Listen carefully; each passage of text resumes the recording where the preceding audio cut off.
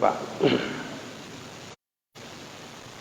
kaum muslimin yang dirahmati Allah Subhanahu wa taala. Alhamdulillah pada malam hari ini kita diberikan kesehatan dan kesempatan oleh Allah Subhanahu wa taala untuk bisa kembali duduk dalam majelis ini. Semoga ilmu yang kita pelajari di malam hari ini menjadi ilmu yang barokah dan bermanfaat untuk kita dan orang lain. Karena inilah tujuan daripada ilmu itu dituntut dan dicari, itu sebagaimana doa Nabi sallallahu alaihi wasallam, Allahumma inni as'aluka ilman nafi'a, ya Allah, aku minta dan mohon kepada Engkau ilmu nafi'. Ilmu nafi' itu dalam arti ilmu yang datang dari Allah dan Rasulnya, kemudian ilmu yang diamalkan, kemudian ilmu yang diajarkan dan didakwahkan. Baik, pada malam hari ini kita akan membahas satu tema yang berkaitan dengan al-i'rad anid-din, berpaling dari agama. Subhanallah, akhir-akhir ini atau kita ini dihadapkan dengan fitnah yang begitu banyak sekali, kaitan dengan penyimpangan-penyimpangan di dalam beragama. Fitnah syahwat, fitnah syubhat, itu luar biasa. Sehingga kita melihat ada orang yang sebelumnya terlihat soleh, terlihat baik, namun tiba-tiba terlihat terbalik dari keadaan sebelumnya. Yang sebelumnya soleh berubah menjadi orang-orang yang seakan-akan dia tidak pernah mengenal Allah Subhanahu wa taala. Maka pada malam hari ini kita akan sebutkan beberapa hukuman yang Allah Subhanahu wa taala berikan kepada orang-orang yang menyimpang, kepada orang-orang yang berpaling dari agama. Sebagaimana yang sudah disepakati oleh para ulama kita, bahwasanya kekufuran itu ada 5 macam. Ya, kufur akbar maksudnya. Secara umum kufur itu ada 2. Ada kufrul akbar dan ada kufrun asghar. Ada kufrun akbar, ada kufrun asghar. Kufrun akbar itu adalah kekufuran yang apabila dilakukan oleh seseorang menjadikan dia keluar dari Islam. Tapi kekufuran asghar apabila dilakukan oleh seorang muslim tidak menjadikan dia keluar dari Islam. Dan kufur akbar ini ada 5 macam bentuknya. Yang pertama adalah kufur takdzib, yaitu kekufuran berupa mendustakan. Dia mendustakan Allah, dia mendustakan Nabi Muhammad SAW, dia mendustakan Al-Quran, ya. Dia mendustakan risalah yang dibawa oleh Nabi Muhammad SAW. Ini semua namanya kufrut takdzib, yaitu mendustakan. Maka jelas ini merupakan kekafiran, ya, yang tidak akan mungkin diyakini kecuali oleh orang-orang yang memang asalnya tidak mau beriman kepada Allah, tidak mau beriman kepada Rasulullah, tidak percaya akan risalah terakhir yang dibawa oleh Nabi Muhammad SAW. Di antaranya adalah wahyu yang Allah turunkan kepada Nabi kita berupa Al-Quran dan Sunnah. Kemudian yang kedua ada namanya kufrul juhud, yaitu kufur yang mana dia itu meyakini kebenaran yang datang tapi dia ingkari dengan hatinya, ya, bahkan dengan lisannya dia ingkari. Dia tahu itu kebenaran tapi dia ingkari dengan hati dan lisannya. Seperti kekufuran siapa? Kufurnya Fir'aun, ya.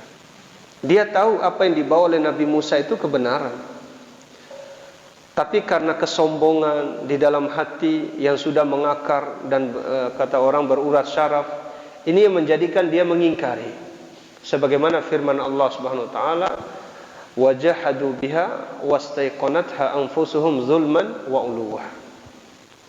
Wajahadu biha, mereka membangkang, mereka tahu itu kebenaran tapi dibantah. Wastaiqanatha anfusuhum, dan mereka meyakini bahwasanya apa yang datang kepada mereka itu benar. Zulman wa uluwa, dalam keadaan mereka menzolimi diri mereka sendiri dan merasa tinggi. Sehingga Fir'aun itu mengatakan, Qala ana rabbukumul a'la. Dia mengatakan aku adalah Tuhan kalian yang paling tinggi. Baik. Kemudian kekufuran yang ketiga ada namanya kufrus syak. Kufrus syak itu adalah kufur berupa keraguan-raguan. Seperti perkataan orang, hari kiamat itu benar apa enggak sih? Hari kiamat itu benar-benar apa tidak? Benar-benar ada apa tidak? Surga itu ada apa enggak? Neraka itu ada apa enggak? Malaikat itu ada apa enggak? Atau hanya halusinasi dan semisal dengannya. Ini semua namanya kufrus syak. Kekufuran berupa keraguan-raguan. Kalau ada orang yang seperti ini, jelas dia keluar dari Islam. Yakni dia tidak membangun keyakinannya di atas dalil. Dia tidak membangun keyakinan di atas hujjah, sehingga seperti itu dia. Tidak juga mendustakan, tidak juga mengimani. Itu namanya kufrus syak.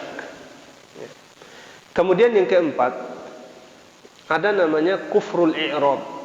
Apa itu kufrul i'rad? Kufrul i'rad itu adalah bentuk berpaling, ya, bentuk berpaling dari peringatan Allah, peringatan Al-Quran, peringatan Nabi Muhammad SAW. Ya, ini semua dinamakan dengan kufrul i'rad. Kekafiran berupa berpaling dari ajaran Allah, syariat Allah yang dibawa oleh Nabi kita Muhammad SAW. Kemudian yang kelima, ada namanya kufrun nifaq, ya, kufrun nifaq atau kufrul i'tiqadi. Kufrul i'tiqadi yaitu kufur berupa kemunafikan. Dia menampakkan keimanan dengan lisannya, tapi dia menyembunyikan kekufuran di dalam hatinya. Dan oleh para ulama kita, kufur yang kelima ini ada 6 macam, ada 6 bentuk. Ya.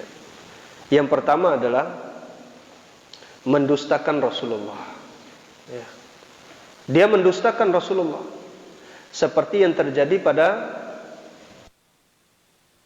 Muhammad sallallahu alaihi wasallam. Orang-orang munafik itu mendustakan Rasulullah. Ya. Mereka mengatakan dengan lisannya kami beriman kepadamu wahai Rasulullah, tapi sejatinya hati mereka menyembunyikan kekufuran.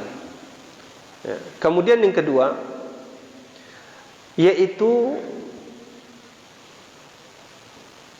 kufur dalam bentuk i'tiqad atau nifak. Ini yaitu yang pertama tadi apa? Mendustakan Rasulullah. Yang kedua, mendustakan sebagian apa yang dibawa oleh Rasulullah. Dia mendustakan sebagian yang dibawa oleh Rasulullah, dia tidak iman. Contohnya misal antum pernah dengar enggak ada sebagian orang yang mengingkari misalnya bahwasanya obat atau apa istilahnya penyakit panas, demam. Kalau dalam versi syariat, ya, Tibbun Nabawi, orang yang demam itu obatnya disebutkan oleh Nabi SAW. Apa obatnya? Orang yang demam, dia kena air mandi, fa'abriduhu bil ma', dinginkan dia dengan air. Perhatikan ikhwan, ada sebagian orang yang mendustakan hadis ini. Bagaimana mungkin kita akan mendinginkan badan kita yang sedang demam, sedang sakit panas? Oleh karena itu wajib bagi kita untuk mengimaninya meskipun kita belum mampu untuk menjalankannya. Itu caranya, Pak. Ya. Kita harus imani hadis ini datang dari Rasulullah SAW. Meskipun pada prakteknya kita belum mampu untuk menerapkannya. Jujur saja, Pak, antum kalau lagi demam, senang nggak sama air dingin? Sesuatu yang paling kita takutkan tuh air kalau ketika kita demam. Ya. Makanya caranya tadi agar kita tidak jatuh pada kekufuran tadi, kufur terhadap sebagian apa yang dibawakan oleh Rasulullah berupa tadi misal, ya, untuk mengobati penyakit panas itu yaitu abriduhu bil ma', dinginkan dengan air. Sebagian orang juga seperti hadis lalat, hadis dzubab. Apa yang antum tahu tentang hadis lalat, Pak? Ya. Nah, kalau lalat itu walago itu apa istilahnya? Iya, dia berada di atas ini apa istilahnya ini? Iya, dia ngapung di atas air minum kita. Itu walago namanya. Nah, bagaimana caranya? Kita celupkan lalat itu ke dalam minuman kita. Kenapa demikian, Pak? Karena sebelah sayap itu adalah penyakit dan sebelahnya lagi ada obat. Yang disuruh celupkan oleh sebagian orang. Loh, bagaimana mungkin kita akan celupkan lalat sementara lalat itu habitatnya tempat-tempat yang jelek, tempat-tempat yang buruk. Nah, ini namanya membantah syariat itu menggunakan akal. Ini tidak benar. Ini yang kedua, Pak. Ya. Tidak beriman atau mendustakan sebagian syariat yang dibawa oleh Nabi Muhammad SAW. Kemudian yang ketiga adalah membenci Rasulullah. Ya. Ada orang seperti itu. Dia begitu benci dengan Nabi kita Muhammad SAW. Benci sekali dia. Ada orang Islam yang begitu. Islamnya KTP saja. Ya. Atau minimal dia membenci sebagian apa yang dibawa oleh Rasulullah. Seperti misal ibu-ibu. Ketika berbicara poligami mereka itu sangat benci sekali. Gitu. Coba ada ibu-ibu di sini habis. Syukur nggak ada ibu-ibu. Kalau ada ibu-ibu nggak berani saya. Membenci sebagian apa yang dibawa oleh Rasulullah SAW. Kira-kira ada nggak yang antum pernah lihat, yang antum pernah dengar sebagian orang laki-laki yang membenci sebagian sunnah Nabi SAW? Ada nggak? Apa yang mereka benci kira-kira? Jenggot.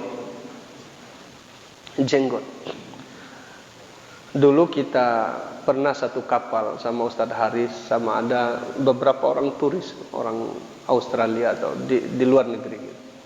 Ketika penyeberangan di Sumbawa, ketemu nih orang Kristen turis ini. Ketika melihat kita ada jenggotnya, dia bilang apa? This is so weird. Ini sangat kotor gitu kan. Itu kata turis tersebut. Ini menunjukkan bahwasanya kebanyakan orang itu dia benci dengan sebagian apa yang dibawa oleh Rasulullah SAW. Ya. Ini yang keempat. Dan yang kelima adalah di antara bentuk kufur i'tiqadi itu senang dengan kalahnya umat Islam. Ya. Senang kalau orang Islam itu kalah. Kemudian yang keenam, dia itu nggak suka dan benci kalau Islam itu menang. Nah, ini kufrun i'tiqadi atau kufrun nifaq. Nah, apabila ada pada seorang muslim, ya, satu dari 6 hal ini, dari kufrun nifaq ini, maka dia keluar dari Islam. Ya. Kemudian yang kedua ada kufur namanya kufrun asghar. Apa itu kufrun asghar, Pak? Kufur kecil. Apa artinya kufur kecil? Kekufuran yang apabila dilakukan oleh seorang tidak sampai mengeluarkan dia dari Islam. Contoh, antum bisa contohkan apa kira-kira? Kufur kecil. Misalnya al-qatlu wal qitalu, berperang dengan sesama kaum muslimin. Perang pakai senjata gitu, pakai pedang. Antum lihat ada tawuran antar kampung itu. Sering kita lihat itu. Itu namanya perang. Qitalul muslim, memerangi orang Islam sesama kaum muslim, ini perbuatan kufur. Tapi apakah kekufuran ini mengeluarkan orang dari Islam? La. Sebagaimana firman Allah dalam surat Al-Hujurat, wa in ta'ifatani minal mu'minina qatatalu fa aslihu bainahuma. Apabila ada dua kelompok dari orang Islam, orang beriman yang sedang berperang, perang antara sama kaum mukminin, mereka saling berperang, saling membunuh. Itu. Fa aslihu bainahuma. Tugas ulil amri apa? Atau tugas orang yang berkuasa melakukan perdamaian di antara kedua kelompok orang beriman yang sedang berperang. Itu. Contoh lain misalnya membunuh. Membunuh ini kekufuran. Rasulullah bersabda, sibabul muslim fusuq wa qitaluhu kufur. Ya. Mencela orang Islam itu adalah kefasikan. Sementara memeranginya atau membunuhnya itu adalah kekufuran. Ya. Contoh lagi misalnya, kufrun asghar, yaitu kufur nikmat.